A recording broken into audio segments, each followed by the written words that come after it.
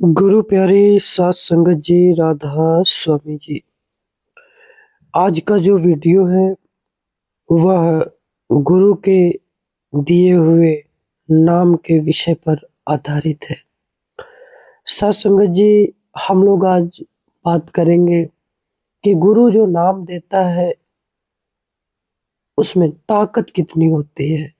एक बार का जिक्र है कि एक स्त्री थी जो किसी महापुरुष की सेवा किया करती थी। संयोगवश महात्मा का डेरा नदी के उस पार था। उसका यह नियम था कि हर रोज महात्मा के लिए दूध ले जाना, सत्संग सुनना और वापस आ जाना। पहाड़ी इलाकों में कई जगह जरूरत के मुताबिक दरिया पर पुल बांध देने का भी रिवाज है। जब बर्फ पिघलनी शुरू होती है तो पुल तोड़ देते हैं। जब पुल टूट जाता है तो वहां पर आना जाना भी बंद हो जाता है। वह इलाका भी कुछ इसी तरह का था। कुछ समय तो वह स्त्री महात्मा की सेवा करती रही, लेकिन कुदरत का खेल, एक दिन ऐसा आया, एक वक्त ऐसा आया, आखिरकार एक दिन उसने महात्मा जी से कहा कि जी महात्मा, मैं रोज दूध लाती थी, कल पुल टूट जाएगा, इसलिए मैं कल से आपके लिए दूध नहीं ला पाऊंगी। तब उसकी बात को सुनकर महात्मा जी ने कहा, अच्छा बेटा, कोई बात नहीं है, एक शब्द हम तुम्हें बताते हैं, उसे याद कर लो और उस शब्द को पढ़ती हुई पानी पर से इसी तरह आया जाया करना, जिस तरह पुल या जमीन पर चलते हैं। सो वह रोज दूध लेकर आती और वापस चली जाती। अब वहीं पर कुछ भेषधारी महात्मा साधु बैठे थे। उनको पता चला। उसने उस माई को बुलाकर पूछा कि तू क्या पढ़ती है, जिससे कि तू पानी में डूबती नहीं है, पानी के ऊपर ही चला करती है, तो मुझे वो शब्द बता देना। तो वह कहती है कि शब्द में ताकत तो देने वाले अभ्यासी से आती है, ना कि केवल बोलने वाले से। लेकिन उस भेषी साधु को क्या पता, मन में वह कहता है कि अच्छा चलो, तू मुझे शब्द बता, मैं इसको आजमा कर देखता हूँ। वह अपने शिष्यों की टोली को साथ लेकर आया। एक रस्सी लेकर अपनी कमर से बांध लगा ली और शिष्यों को यह हुक्म दिया कि अगर मैं डूबने लगूं तो मुझे वापस खींच लेना। उसे क्या मालूम कि भाई तो भरोसे, मेहनत और गुरु की दया की चीज है। शब्द पढ़ता हुआ वह पानी में दाखिल ही हुआ था कि लगा डूबने। फौरन खींचो, उसको बाहर खींचा गया। शिष्यों ने एकदम खींच लिया। सतगुरु उसकी मदद करते हैं जो उन पर पूरा भरोसा रखता है। उसी शब्द में ताकत है जो किसी संत सतगुरु ने बख्शा हो। सत्संगत जी, विचार करने की चीज है। दुनिया में न जाने कितने साधु महात्मा घूम रहे हैं।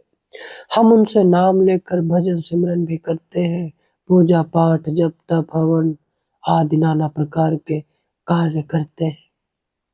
एक बार का जिक्र है कि एक राजा था। उस राजा ने एक महात्मा से कहा कि महात्मा जी, मुझे आपसे नाम लेना है। तो महात्मा ने कहा, जाओ तुम राम राम कहो। तो वह कहता है कि राम राम तो सारी दुनिया कहती है, कृष्ण कृष्ण तो सारी दुनिया कहती है, आप मुझे कोई ऐसा नाम दे जो कोई ना कहता हो। तो उसने कहा, ठीक है, लेकिन तुमको हम कह रहे हैं कि तुम राम राम कहो, यही हमारा नाम होगा। साधु ने राजा से कहा, ताकत शब्दों में नहीं होती है, ताकत उस शब्द को देने वाले में होती है। इसलिए मैं तुमको कह रहा हूं कि जाओ तुम राम राम कहो। उसने इस बात को नहीं माना। तब साधु ने कहा कि ठीक है, इसका उत्तर कल देंगे। राजा का दरबार लगा था। साधु भी वहीं पर जा पहुंचा और साधु ने मंत्रियों से कहा कि जाओ राजा को पकड़ लो, कैद कर लो, बंदी बना लो। तो मंत्री राजा की तरफ नहीं बढ़े। इसी शब्द को राजा ने कहा कि मंत्रियों, ये साधु बावला हो गया है, इसको हथकड़ी लगाओ, पकड़ लो इसको। राजा के कहने की ही देर थी कि मंत्रियों ने साधु को पकड़कर हथकड़ी लगा दी। तब साधु ने कहा कि देखा राजा, शब्द वही है, मैंने भी कहा कि राजा को हथकड़ी लगाओ, किसी ने नहीं सुना। आपने कहा कि साधु को हथकड़ी लगाओ, तुरंत लग गई। कहने का तात्पर्य यह है, शब्द तो एक ही है, लेकिन जो गुरु शब्द देता है उसमें गुरु की ताकत समाई हुई होती है। गुरु की अपनी निजी ताकत उस शब्द में समाई होती है। गुरु कुछ भी कह दे, कोई भी नाम दे, ताकत शब्दों में नहीं, ताकत गुरु में समाई होती है। कितने भी सत्संगी भाई बहन होंगे जिनको नाम की बख्शिश हो गई है, वो नाम तो आपको किताबों में भी मिल जाएंगे, अन्य किसी जगह पर मिल जाएंगे, लेकिन जो सतगुरु ने दिए हैं उन शब्दों में हमारे गुरु की ताकत निहित है, ताकत काम करती है। बाकी तो वर्णात्मक शब्द है, कहने, सुनने, बोलने, समझने में आते हैं। असल शब्द तो धुनात्मक शब्द है, एक ताकत है, पावर है। वो पावर केवल और केवल सतगुरु ही दे सकता है, उसके अलावा और कोई नहीं दे सकता। एक छोटी सी साखी के माध्यम से इसको और अच्छे से समझा जा सकता है। हम न जाने कहां कहां नहीं भटकते हैं, कोई कुछ दे दे, कोई वो दे दे, फला दे दे, बच्चे को नौकरी नहीं मिल रही, नौकरी दे दे। ठीक है, जो जिस स्तर का है वो वैसी चीजें दे सकता है, लेकिन असल में हमें क्या चाहिए, हमें किस चीज की लोड है, ये हम पर मुनश्वर करता है कि हमें चाहिए क्या। एक बार का जिक्र है कि एक बार अकबर बादशाह आगरा के आसपास के गांव में घुड़सवारी करता करता शहर को निकला। जब उसे भूख लगी तो एक जमींदार के कुएं पर चला गया। उसने मामूली सवार समझकर घोड़े को बांध दिया और बादशाह को कुछ खाने पीने को दिया और उसे आराम देने का यत्न किया। अकबर जाते समय उसने बोला, देख चौधरी, मैं बादशाह हूं, अगर तुम्हें कोई काम पड़े तो मेरे पास आ जाना, मुझे तुम्हारी मदद करके बड़ी खुशी होगी। उसने कहा, मुझे क्या काम पड़ना है, जमीन का लगान तो हम अदा ही कर रहे हैं। बादशाह चला गया। मालिक की कुछ ऐसी मौज हुई कि जमींदार को कोई काम पड़ गया। उसने सोचा कि बादशाह मेरी समस्या का हल निकाल देगा, शहर में गया, बादशाह को खबर करवाई। बादशाह ने उसे अंदर बुला लिया। उस समय बादशाह नमाज पढ़ रहा था। नमाज के बाद बादशाह ने हाथ उठाकर उस कुल मालिक से दुआ मांगी। चौधरी यह सब कुछ देख रहा था। जब बादशाह नमाज से फारिग हुआ तो जमींदार को देखकर उसका स्वागत किया और पूछा कि भाई जमींदार साहब कैसे आना हुआ।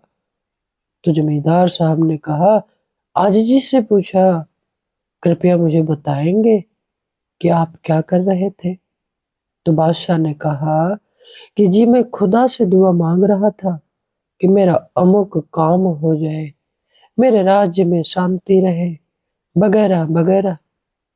यह सुनकर जमींदार ने कहा, जी धन्यवाद, मैं जाता हूँ। बादशाह ने पूछा, क्यों जमींदार, क्या बात है, क्या हुआ, तुम किसी काम के लिए नहीं आए थे। कहने लगा, जी काम के लिए ही आया था।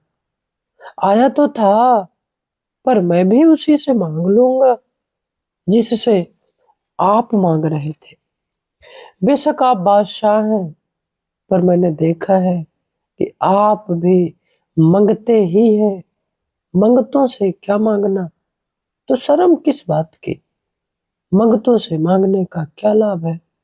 अगर मांगना ही है तो परमात्मा से परमात्मा को मांगो। जो भी ताकतें ब्रह्मांड में कार्य कर रही हैं, ब्रह्मा विष्णु महेश शिव, सारी ताकतें उस कुल मालिक से ही ताकत लेकर काम कर रही है। वह ताकत स्वयं इस धरती पर मनुष्य का अवतार लेकर आई है। हमें चाहिए कि जिन लोगों को नाम की बख्शिश हो गई है, वो लोग अपने कीमती समय को निकाल कर भजन और सिमरन के में जरूर लगाएं और अपने जीवन को सफल बनाएं।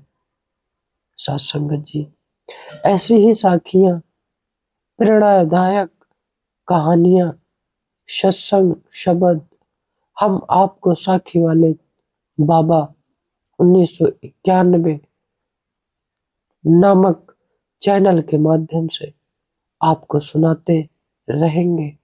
जिन लोगों ने मेरे चैनल साखी वाले बाबा 1991 को सब्सक्राइब नहीं किया है, वह इस चैनल को सब्सक्राइब कर ले और बेल आइकन को भी दबा ले, ताकि मेरा हर एक वीडियो आप लोगों तक बड़ी आसानी से पहुंच सके और आप लोग इसका पूरा पूरा लाभ उठाएं जी।